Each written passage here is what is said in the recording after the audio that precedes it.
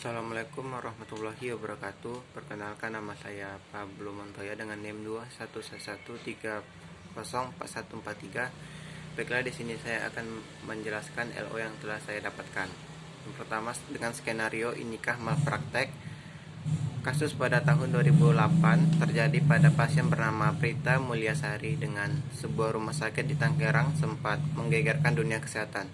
Sebelum kasus tersebut meruncing, pasien datang ke rumah sakit tersebut dengan keluhan panas tinggi dan kepala pusing. Hasil pemeriksaan laboratorium trombosit 27.000, normal 150.000 sampai 400.000, suhu badan 39 derajat Celcius. Malam itu didiagnosis positif demam darah. Keesokan harinya ada revisi hasil laboratorium. Semalam trombosit bukan 27.000 tetapi 181.000. Prita memutuskan untuk keluar dari rumah sakit dan mendapatkan data-data medis yang menurutnya tidak sesuai fakta. Prita meminta hasil laboratorium yang berisi trombosit 27.000 tetapi yang didapat hanya data trombosit 181.000. Terjadi ketidakpuasan pasien terhadap pelayanan rumah sakit tersebut. Pasien dengan kecewa mempertanyakan keaslian atau kevalidan uji laboratorium atas sampel darahnya. Pasien diduga ada kesalahan diagnosis penyakit dan alat penunjang diagnosis laboratorium terhadap dirinya.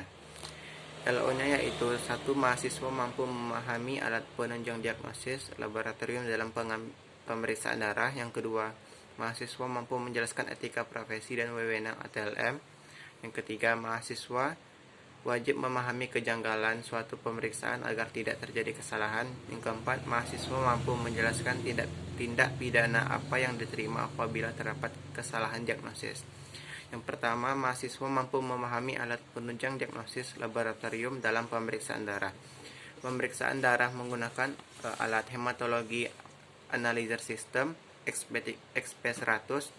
Ada dua mode yang dapat digunakan, yaitu pertama mode whole blood atau WB dan mode pre-dilute atau PD.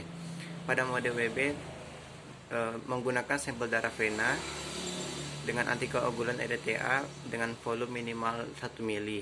Sedangkan pada mode PD menggunakan sampel darah kapiler di ujung jari atau di cuping telinga dengan volume 20 mikron. Yang kedua, mahasiswa mampu menjelaskan etika profesi dan wewenang ATLM. Etika profesi kesehatan memiliki 3 dimensi utama, yaitu keahlian terdiri dari pengetahuan, nalar atau kemampuan. Yang kedua, keterampilan dalam berkomunikasi. Yang ketiga, profesionalisme. Wewenang ahli teknologi laboratorium medis yaitu: yang pertama, mempersiapkan pasien. Yang kedua, melakukan pengambilan, penanganan dan menilai pemeriksaan. Yang ketiga, membuat laporan hasil pemeriksaan.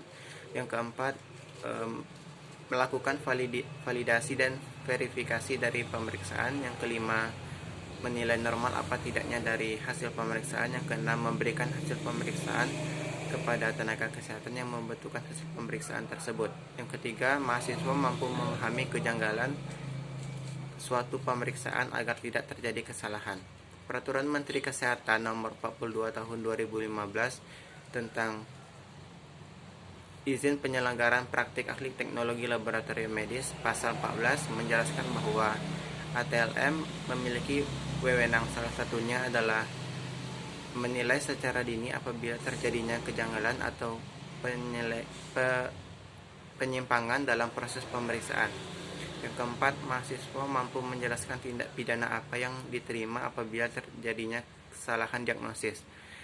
Barang siapa karena kesalahannya atau kehilafannya menyebabkan orang lain meninggal akan dikenakan sanksi pidana kurungan paling lama 5 tahun dan 1 tahun. Apabila seorang tenaga kesehatan menyebabkan penerima pelayanan kesehatan mengalami luka berat akan dikenakan sanksi pidana paling lama 3 tahun. Baiklah, hanya segitu LO yang dapat saya sampaikan. Apabila terdapat kekurangan saya mohon maaf. Assalamualaikum warahmatullahi wabarakatuh.